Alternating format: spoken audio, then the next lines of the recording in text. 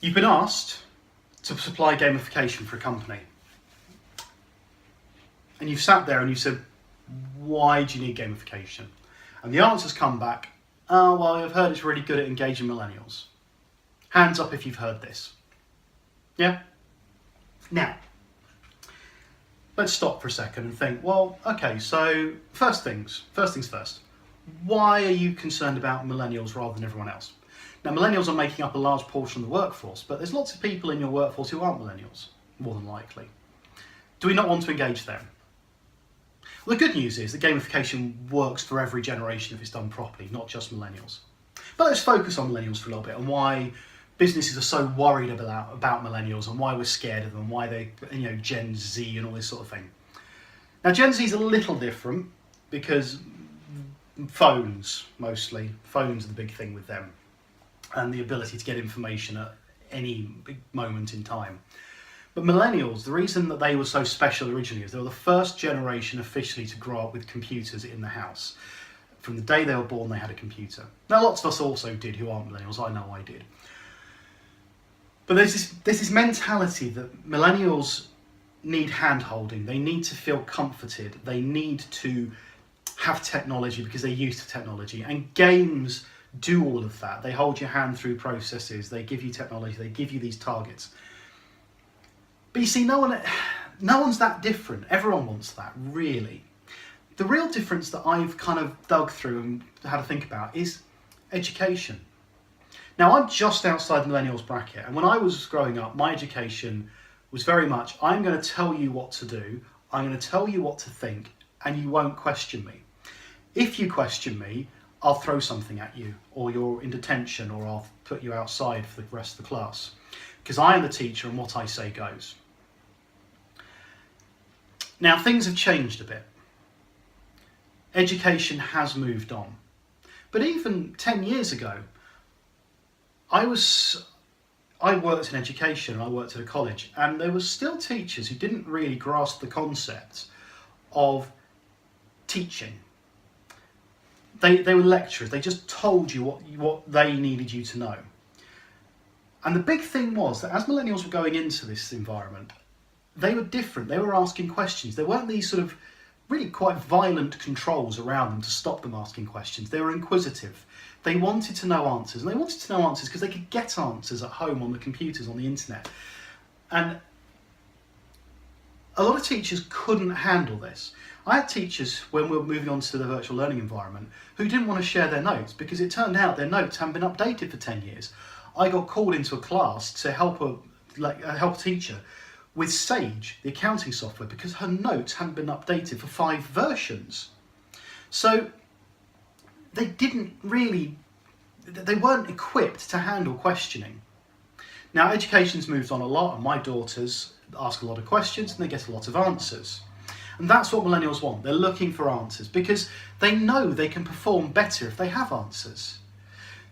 If you take a video game, if you take the concept of Mario and you bring that into a corporate environment, Mario starts at the beginning of the level, finishes at the end of the level, then moves on. And you get scores and feedback and things happen. If Mario was your job, what would happen? You'd start at the beginning of the level, you'd get to the end of the level, and then your boss would say, right, next job. So you'll go on to Call of Duty and you'll get from that level to the end of the level and then move on. And you'll play 10 games in the year, say. At the end of the year, your boss would come to you and say, right, time for your annual review. Remember when you played Mario all that time back, how do you think you did? I don't know, you didn't give me any feedback during it, you just told me to move on to the next project. Yeah, but how do you think you did? Do you think you hit all of these targets that we made up for you?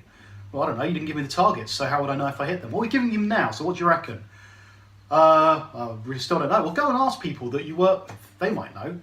Okay, right. So you go through and you ask people questions, how did I do? Do you think I killed all the mushrooms? Do you think can you remember me capturing Bowser? I don't remember, it was ages ago.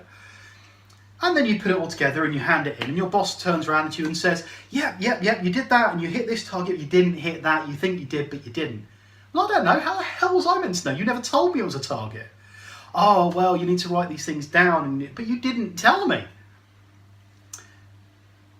And this is how annual reviews work. And it's really frustrating as an employee because you really You don't get good feedback unless you've done something wrong until the very end of the level. It's like playing Mario and then never getting a score and never knowing what's happened and never seeing any feedback on screen. It would be a dreadful game, and work is a badly designed game in that respect in a lot of companies. And this is what millennials don't like very much, because it seems stupid.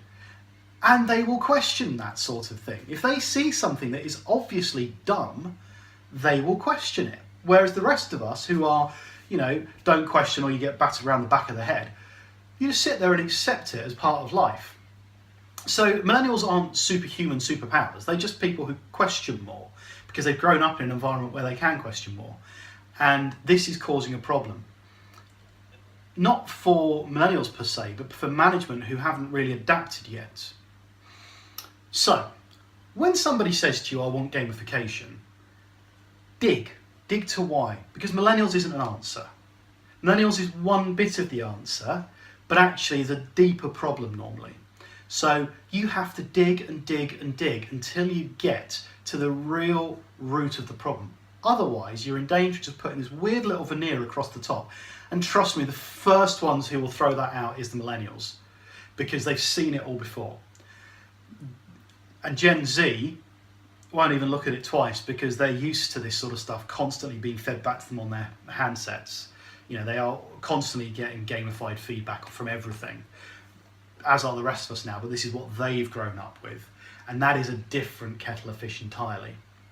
So dig down, keep digging until you piss off the client and get the actual answer, because trust me, millennials isn't the answer. It's not even the question. I hope that made some sense.